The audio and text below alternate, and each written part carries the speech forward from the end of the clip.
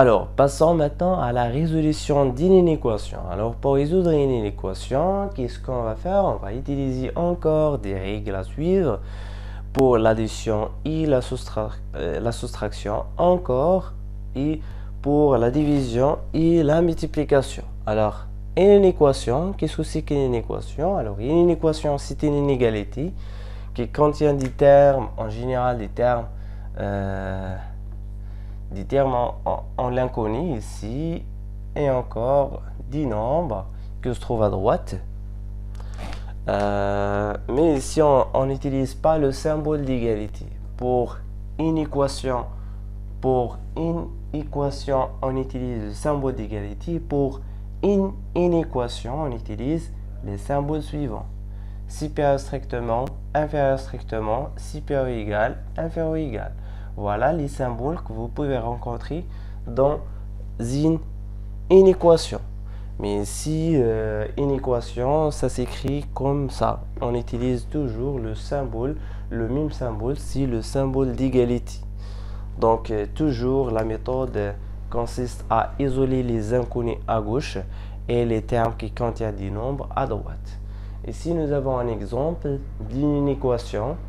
Nous avons une équation qui contient 3 termes, un terme à gauche et 2 termes à droite. Par rapport à ce symbole, on appelle ce symbole le symbole strictement supérieur à.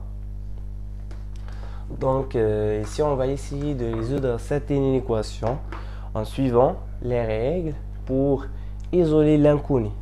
Donc pour isoler l'inconnu, qu'est-ce qu'on va faire? On va d'abord ici, puisqu'il y a des dénominateurs, puisqu'il y a des nombres qui se trouvent au dénominateur de chaque terme, ici nous avons des fractions, on doit éliminer le nombre, on doit se débarrasser des nombres qui se trouvent au dénominateur. Alors, se débarrasser d'un nombre qui se trouve au dénominateur revient à multiplier par son inverse. Alors, quel est l'inverse de 1 quart? C'est 4. Donc, je multiplie tous les 3 termes par le même nombre qui est 4.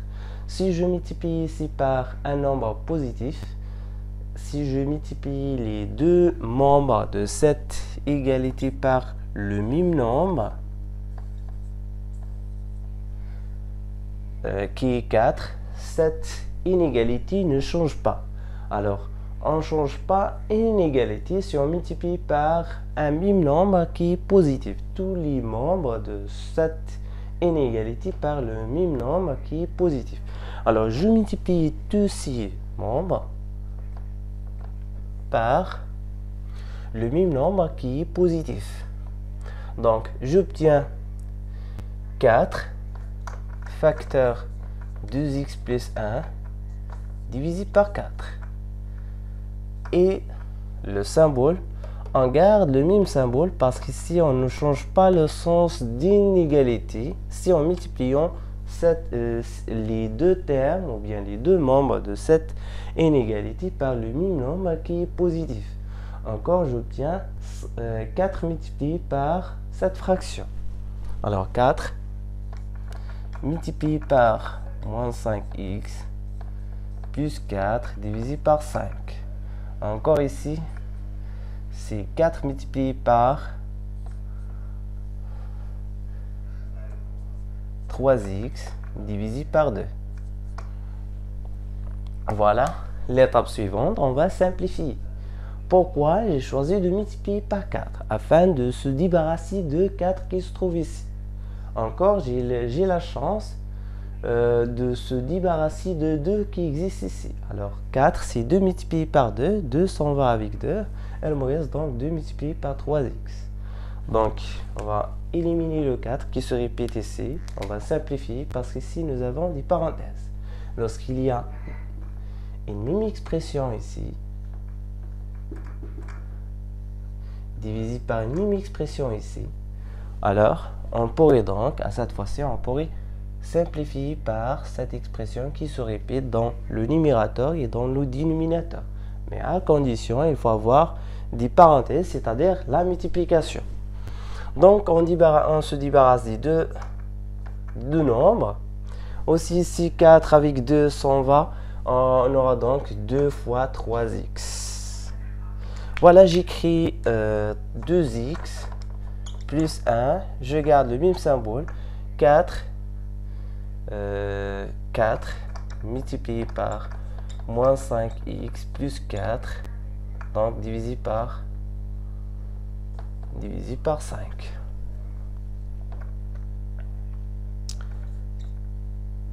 Plus 2 fois 2, donc 2 fois 2 divisé par 2.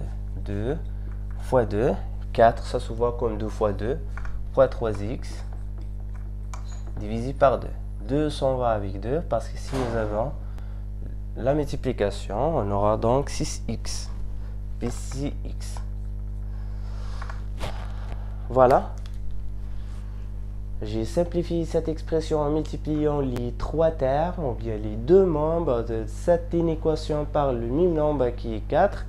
Encore, je dois se débarrasser de 5 qui existe ici. Alors, qu'est-ce qu'on doit faire? On doit encore multiplier par le même nombre qui est positif les trois termes, ou bien plutôt les deux membres de cette inégalité. En multipliant ici par 5, donc 5, multiplié par.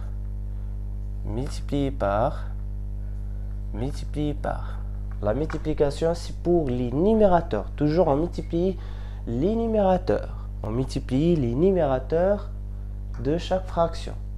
5 multiplié par le numérateur ici, 5 multiplié par le numérateur de cette fraction et 5 multiplié par le numérateur de cette fraction. Donc, qu'est-ce qu'on va faire? On va obtenir 5 facteurs.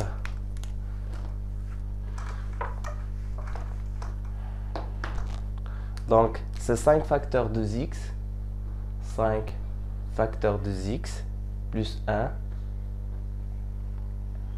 On garde le même symbole parce qu'ici, on a multiplié par un nombre qui est au départ positif.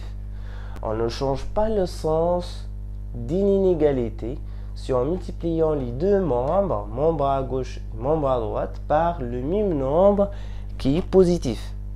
Donc ici, on a multiplié par un nombre positif. Donc, on aura donc 5 facteurs 2x plus 1 supérieur à 5 multiplié par 4, c'est 20. Facteur moins 5x plus 4. Plutôt ici, on ne doit pas effectuer le calcul parce qu'ici, on aimerait simplifier avec 5. Donc, on garde la même expression, sauf ici, on a 5 multiplié par 4. 5 multiplié par 4. Facteur moins 5x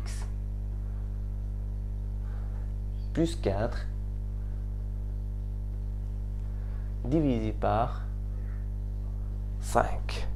Et encore ici, 5 multiplié par 6, c'est 30. On peut effectuer le calcul maintenant, c'est 30x.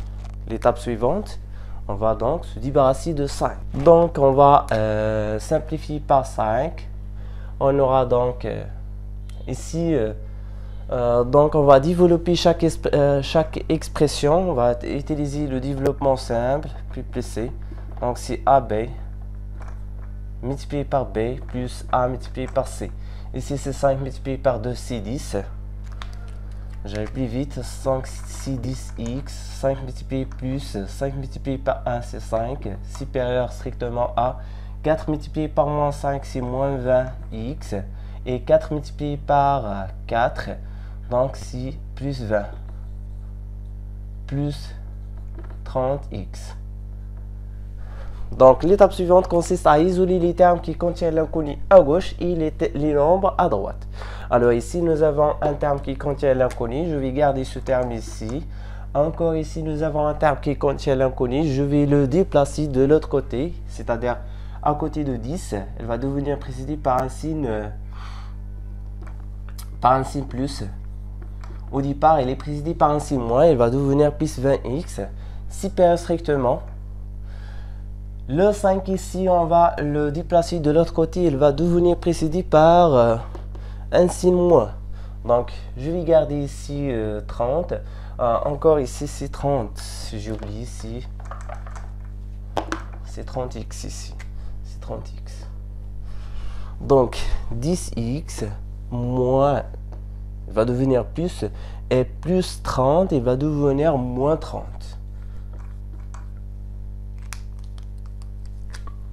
Supérieur. Donc, les termes qui contiennent l'inconnu. Donc, 1 et 2. Les termes qui sont connus, c'est-à-dire les nombres, c'est ici 20. Encore ici, un nombre. Alors, tous les nombres, je déplace tous les nombres à droite et tous les termes qui contiennent l'inconnu à gauche. Donc, les termes ici, les termes qui contiennent l'inconnu ici, 1, 2 et 3. 3 termes qui contiennent l'inconnu à gauche et 2 termes qui sont connus, c'est-à-dire des nombres. Je les je dois les apparaître à droite. Ici c'est 20, on va garder 20 ici, on va déplacer à côté de ce 20, 5 en changeant le signe de ce nombre. On va obtenir donc, ici c'est 30, x moins 30x supérieur à 20 moins 5, c'est 15. Voilà, ici nous avons 0, x supérieur à 15. Si on arrive à obtenir une équation comme ça, donc comme si nous avons obtenu 0 supérieur à 15. Alors, la phrase que vous devez écrire, donc cette inéquation n'a aucune solution. Cette inéquation, parce qu'ici nous avons 0 et 0 n'est pas supérieur strictement à 15. C'est pour cette raison on dit que cette inéquation n'a aucune solution. Voilà, c'est fini pour cette inéquation.